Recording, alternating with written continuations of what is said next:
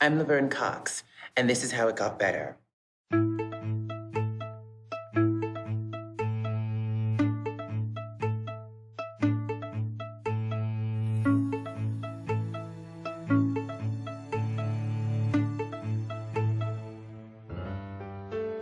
I was born and raised in a city called Mobile, Alabama, and I was born to a single mother, and I was born 7 minutes before my identical twin brother. Growing up in Alabama was challenging for me, I think partly because our family, we were really poor.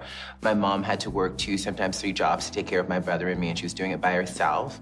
It was also difficult because I was bullied, like, big time as a kid. I was very feminine from like my whole life.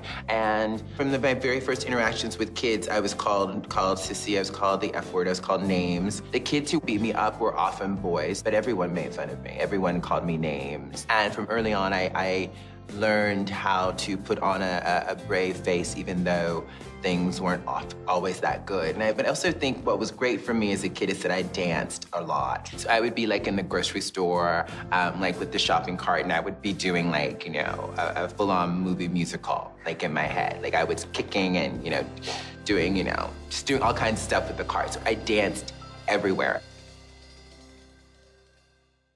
I was not really aware of any big picture LGBT anything when I was growing up in Alabama. And I had no way of really understanding that I could be the girl that I believed that I was. And everyone was telling me that I was a boy. And in 3rd grade, Miss Ridgway, my 3rd grade teacher, called my mom and said, "Your son is going to end up in New Orleans wearing a dress if we don't get him into therapy right away."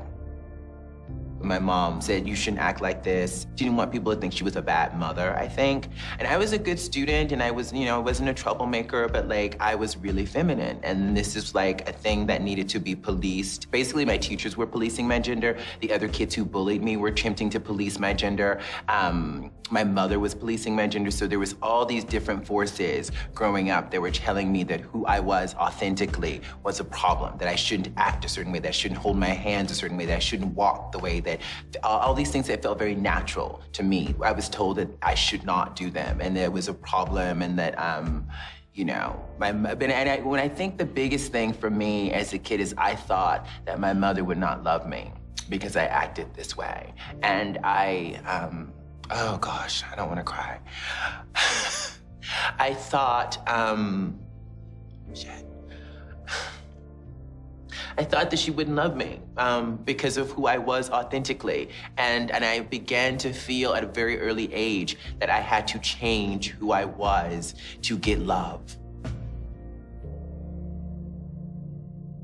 So in 6th grade, my grandmother passed away. And my grandmother, we were super close to her. And in 6th grade, I started to go through puberty, and I was having all these feelings for boys. So in addition to being gender nonconforming, I was attracted to boys. And I learned in church that this was a sin. And I imagined that my grandmother was looking down on me and that she was deeply disappointed in the thoughts that I was having. And I went to our medicine cabinet and took a bottle of pills and swallowed the entire bottle and went to sleep. After I woke up, I was really upset that I was still alive.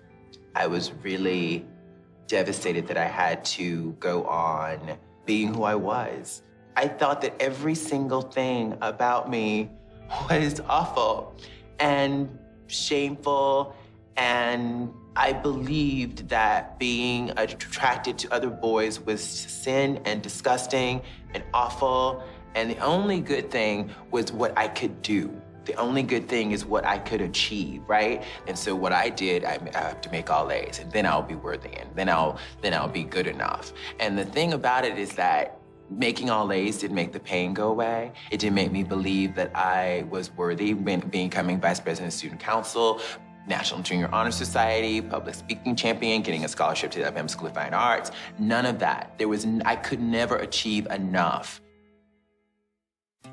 I initially came out as gay in college when I was at IU, and then these evolved into me really accepting my womanhood. And I think the only way that I was able to accept my womanhood was when I finally moved to New York and actually met the first transgender women I would meet, and those women changed my life because all of the misconceptions I had about who transgender people were melted away when I got to know real transgender people. Meeting these women and accepting them as who they were allowed me to accept myself.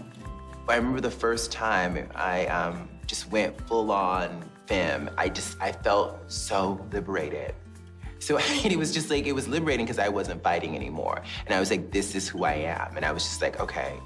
And as an actor, I have to, deal with my own feelings and be truthful so that I can give that to character. And a lot of my life and what's gotten better for me has been about me letting go and just like breathing.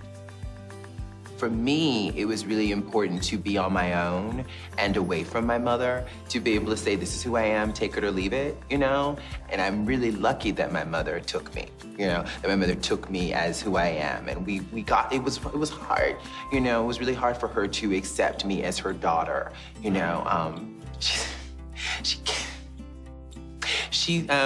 I was just cleaning my apartment and, she gave me for Christmas, she gave me this, a daughter is this like a plate with the qualities of a good daughter. And I just found that the other day and it's like so cool. And my mom has accepted me as her daughter. And it took us a lot of difficult conversations over many years. I think the reality is that she just didn't know how to deal. There was just no template for dealing with a gender non-conforming child when I was growing up. There was no guidebook, I don't know if there still, I don't know if there is now. I've struggled with confidence throughout my life, and I've struggled with shame and internalized transphobia and internalized racism and internalized classism. And so I have all that stuff, but there was something in me believed I had something special. Telling the truth to myself about myself is awesome because it's just a relief because I don't have to try to be something I'm not. I can just be. Who you are authentically is all right. The shame is what kills you. Believing that you are unworthy of love and belonging, that who you are authentically is a sin or is wrong, is deadly. Who you are is beautiful and amazing. It's important with all of the messages that might tell you otherwise, that you have that in yourself to say that I am beautiful, I'm smart, and I'm amazing. Earlier this year, I spoke at Tulane University, which happens to be in New Orleans, and it took over 20 years for Miss Ridgway's prediction to come true, but I finally ended up in New Orleans wearing a dress.